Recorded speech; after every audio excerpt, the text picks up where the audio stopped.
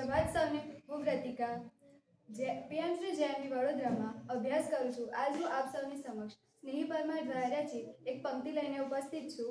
સૂર્ય તપતો હોય જેનો મધ્યમાં, તે છતાં કોઈના ચરણોમાં ઝૂક્યું હોય તે બેસે અહીં.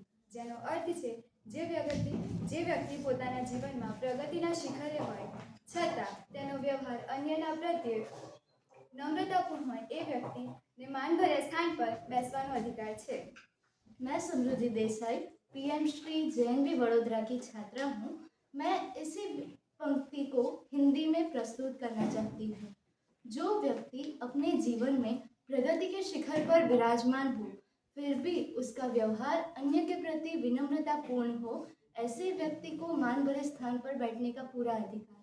मैं दक्षिता इसी पंक्ति के अर्थ को मारवाड़ी में प्रस्तुत करने जा रही हूँ।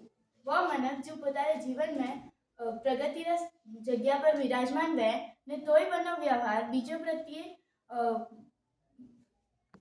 વનને માન ભરી જગ્યા પર બેવાનો હક है। धन्यवाद।